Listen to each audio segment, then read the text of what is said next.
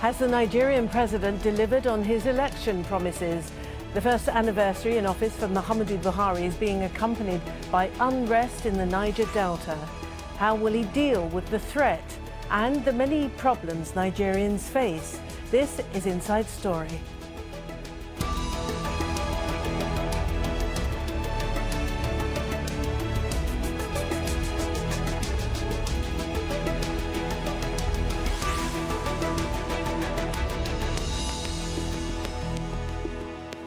Hello and welcome to the programme. I'm Martine Dennis. A year of triumph, consolidation, pains and achievements. That's how Nigerian President Muhammadu Buhari described his first year in office. He marked the anniversary on Sunday with a speech promising to build roads and bridges and eliminate corruption, to defeat Boko Haram and to boost the economy. Well, these are pledges he made in his campaign for the top job in Abuja. So has he delivered? Ahmed Idris sets up the story for us from the southern city of Warri in Delta State. Doing business only got tougher for Benaya. His bakery struggles to stay afloat because of mounting costs and reduced production. One of the serious areas that is really affecting us is the area of power. We have to run this place almost 24 hours with generator. For many Nigerians, incomes have either dropped or are being consumed by inflation or the high cost of production. In 1953, President Muhammadu Buhari came to office promising a wide range of reforms, from tackling unemployment to fighting corruption and crushing Boko Haram, the rebel group that controlled significant chunks of Nigerian territory and was responsible for tens of thousands of deaths. In 1 year, his military regained control of several territories occupied by the fighters. But the tough-talking former general's success has been tempered by the group's capability to launch attacks against soft targets, and the attacks on oil and gas installations by militants crippling production in the Delta. Muhammadu Buhari came to power on a wave of goodwill. 1 year on, some of his supporters are running out of patience. The hike in petrol prices in particular was hugely unpopular, but the government defended it to end the punishing shortages. The biggest challenge before the government now is the shortfall in oil revenues because of falling prices worldwide. There are also concerns about missed opportunities. A lot of decisions that could have been taken early in the life of the government was not taken. The whole challenge of devaluation of the naira, or ensuring that you had adequate management of the foreign exchange regime. The government did not tackle this. The issue of deregulation of the downstream oil sector could have been done quite early in the life of the administration. This was not done. Buhari is going after some powerful individuals who have stolen the country's wealth. In doing this, he has endeared himself to many and angered some. And his government can still count on some popular goodwill. The expectation we all have been hoping up to are yet to be met. I think he's just doing his best. Everybody has their own strategy or their own way of doing things. What is not certain, however, is whether there will be much goodwill left if the government fails to deliver on its promises. Ahmed Idris, Al Jazeera, Warri, Nigeria.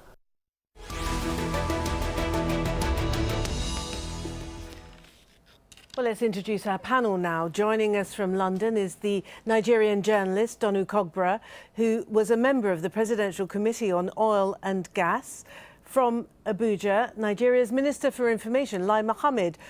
Also in London is Manji Cheto, a Nigerian security consultant and political risk analyst. Can I start with you, Minister, in Abuja, and thank you very much for joining us.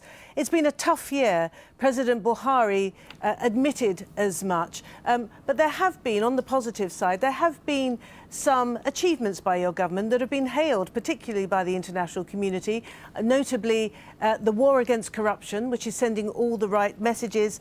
And, of course, there is the war against Boko Haram, which has seen some significant achievements as well. What regrets do you have from the first year of being in office? Well, the first year in office has been quite challenging. The major challenges we faced was that we inherited a near failed state.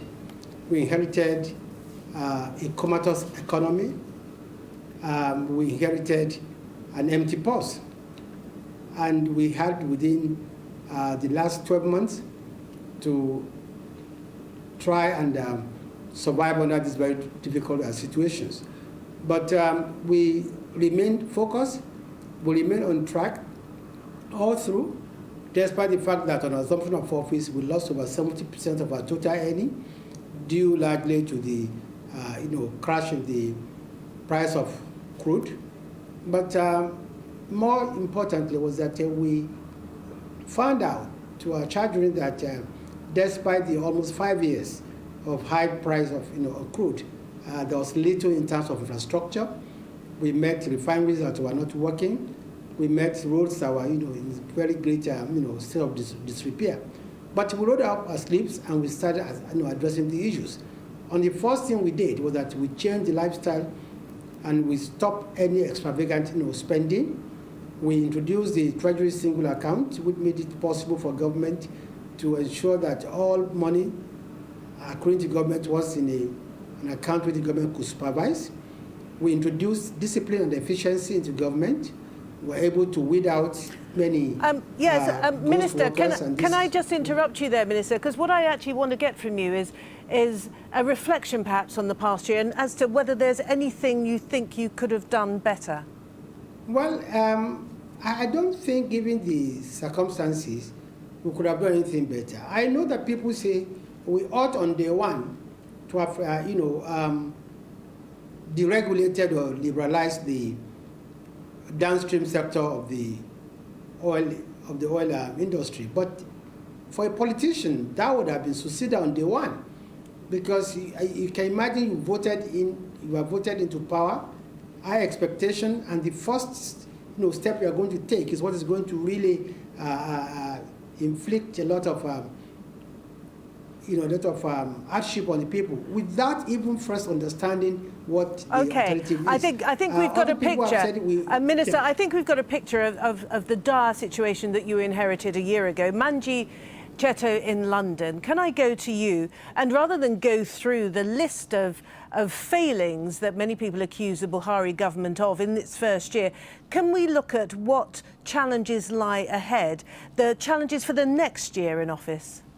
Well, I mean, I think the most obvious one, as the Honourable Minister mentioned, is the economy. Unfortunately, if I had to answer that question, what could the government have done better? I think certainly focusing on the economy would have been the right, position to take. And I think on delayed decisions that they have taken has pretty much exacerbated Nigeria's economic crisis. Okay, and what will constitute?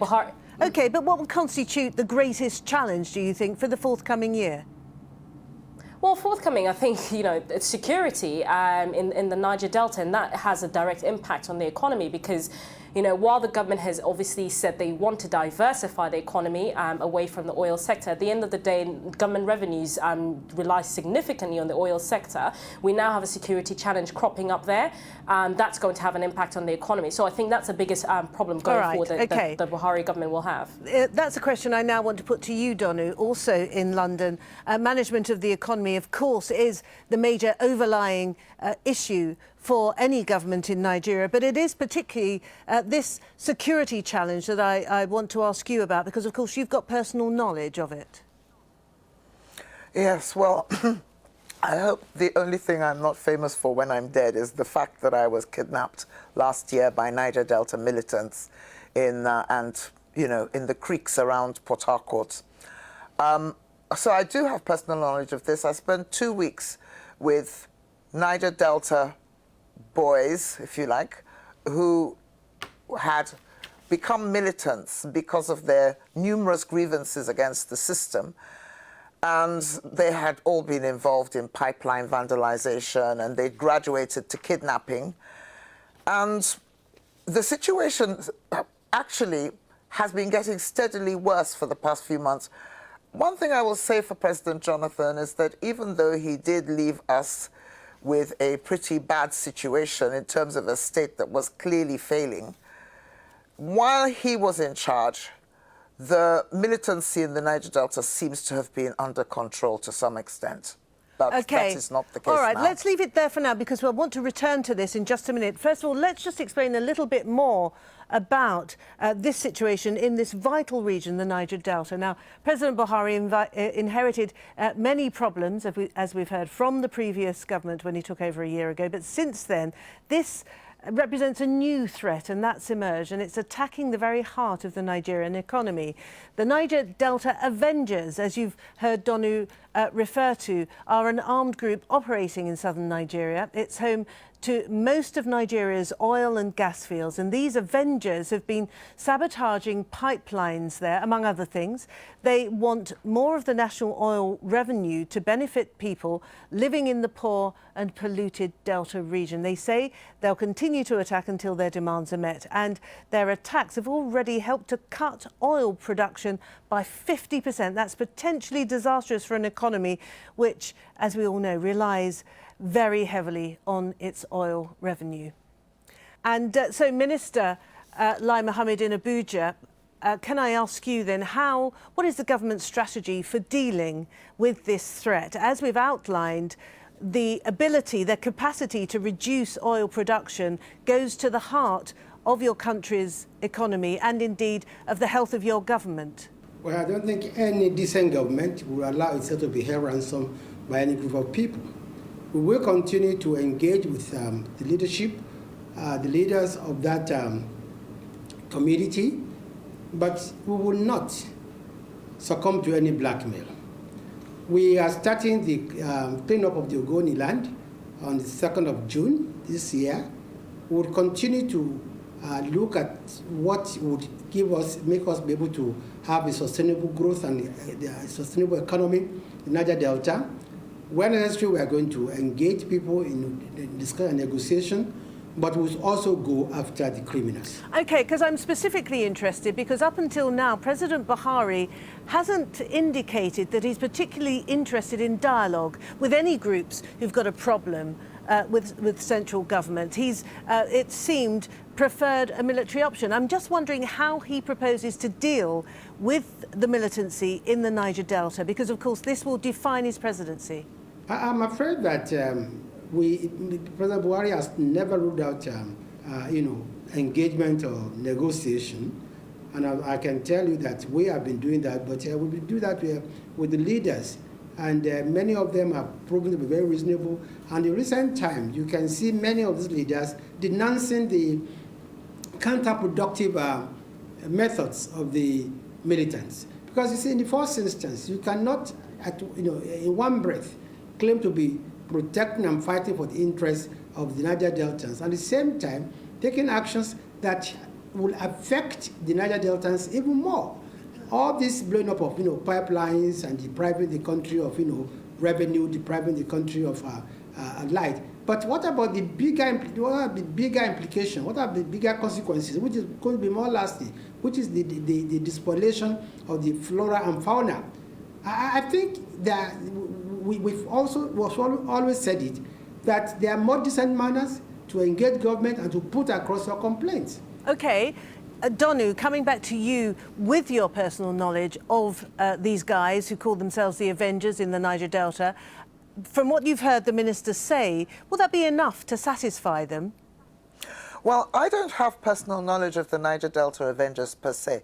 There are several groups. There have been several groups, similar groups, in recent years. I have personal knowledge of a particular subsection of a particular group that kidnapped me last year. But what I would say about the current situation is that while I understand President Buhari's refusal to regard these people as romantic, almost romantic freedom fighters, and his reluctance to negotiate with them or talk to them, I'm just very, very worried that the government can't actually handle this situation without some kind of dialogue. As Tony Blair said when he was Prime Minister of Britain, you have to be tough on crime, but you also have to be tough on the causes of crime, by which he meant that you have to focus on dealing with the problems that generated criminal activity. And I think that President Buhari has to tread very, very carefully. Yesterday and the day before, there were military actions in Maramatu Kingdom in Delta State. where soft targets like ordinary village people were brutalized allegedly by the army. I can understand the army wanting to storm communities to try and root out criminal elements and militants and people who are having such a terrible impact on the Nigerian economy. But, you know, I don't think this is going to work. Okay. And I'm also, you know, I'm sorry, Martine. I just want to say that I just wonder whether the Nigerian army and navy and police have the capacity to deal with this problem in a strictly militaristic way. Manji, I can see you shaking your head. Can you just briefly outline for us what your thoughts are about the original causes of this? Because, of course, conflict in the Niger Delta has been going on since the 90s, most famously, of course, culminating, one episode culminating in the execution of Ken Saro-Wiwa. Remind us of what the situation is like in the Niger Delta and why so many people feel like taking up arms and sabotaging pipes and kidnapping and all sorts of other nefarious acts. Well, I mean, I think one of the key arguments of the, you know, Niger Delta in general, not just the militants, was that they have pretty much contributed a significant proportion to Nigeria's economic growth. And yet when you go to the region, there's virtually, I mean, infrastructure is non-existent. People's livelihoods have been completely destroyed as a consequence of oil production. You know, the waterways are polluted. The environment, quite more generally, is you know, polluted. And I think the government's response, unfortunately, to such grievances has been to pursue military action, which again and again it has shown that it has not provided any kind of reprieve to the situation. And I think the big problem that the Buhari government is actually facing now is one of a legitimacy crisis in the Niger Delta. As we know, Buhari has not actually yet visited the region, has not yet outlined plans of infrastructure development in the region specifically. I mean, the government has obviously committed to building infrastructure across the country. But I mean, I think given the contribution of the Niger Delta, we have to accept that there is a legitimate grievance there. There's an element of criminality that needs to get you know, addressed, but those elements are so few. But broadly, I think the Niger Delta does have a case in this situation, and I think the government's refusal to acknowledge that is obviously quite problematic. So, Minister, when is President Buhari likely to visit the Niger Delta? I think before I answer that question, it's not quite correct to say that the government of Nigeria has failed to address the issues of the lack of infrastructure in the Niger Delta. You will remember that as far back as 1999, in recognition of the contribution of the Niger Delta area to the economy of Nigeria, a special 13% derivative fund was, you know, made a law. It was made into law. In other words, over and above everything before the federation account money, before money accrued federation account was distributed, 13% of that was given to oil-producing areas. So I think it's not correct to say that the federal government's response to the challenges of, you know, infrastructural deficit in the Niger Delta has been to engage in military, you know, tactics. Secondly, like I said earlier today, the president is supposed to launch the cleanup of Ogoni land in line with the United Nations Environmental Program report on the 2nd of June. So it is not really correct to say that the Niger Delta has been neglected while other areas of the country have been favored. And Donu, so from what you're hearing, again, from what you're hearing from Minister Lai Mohammed, do you think that that will satisfy what has become an almost constant restive region? I've actually been there. I've seen some of the contamination where waters are murky, completely unfishable. I've seen water that is supposed to be for drinking that actually smells of petrol. I mean, I've seen some of just a little bit of the kinds of after effects of the oil industry operating in this region. Well, you're totally right. The situation is unacceptable. The environmental disaster is just widespread. However, President Buhari must be given credit for the fact that he is flagging up the launch of an environmental remediation program that's in conjunction with the United Nations on June the 2nd. I'm from Ogoni myself, and I'm very grateful for that. Because when Jonathan was president, even though he comes from the Niger Delta, he did absolutely nothing about the environmental crisis in Ogoniland. So kudos to Buhari for doing that. However, it goes beyond Ogonis. We are just one small group in a much wider region. And I think Buhari really has to sort of deploy the personal touch where the Niger Delta is concerned. Because he didn't win any seats or states in the SouthSouth or the Southeast, where, you know, the oil is. And so he doesn't have much political or any political, no, let's just say his political support in the Niger Delta is extremely limited, and he really needs to win some hearts and minds. He needs to go out there, he needs to travel around, he needs to show that he cares, because if he doesn't, I'm very worried about how the region will respond to his regime. Okay, I agree with... let's put that to the Minister then, Donu, shall we? Minister, as Donu's outlined her fears, her concerns about the possibility of perhaps the legitimate concerns of many people living in the Niger Delta perhaps being hijacked by other political parties. Well, I think the issue is not about legitimacy. You talk about legitimacy when a government does not win elections free and fair. Well, we did win this election free and fair, and any part of the country has the right to give its support or its vote to any candidate. And I don't think the president has, either through his body language or by any action, or the government itself really been acting as if the SouthSouth and Southeast will not be given adequate attention. So I think it's a misconception that the president has not visited the Southeast, he has not visited the Southside. He has not visited the Southwest either, except when I think he went to commemorate the 40th anniversary of Ogun State. He has not paid any state visit to the Southwest. So it's not really correct for anybody to say, oh, Mr. President is ignoring the South-South or the Southeast.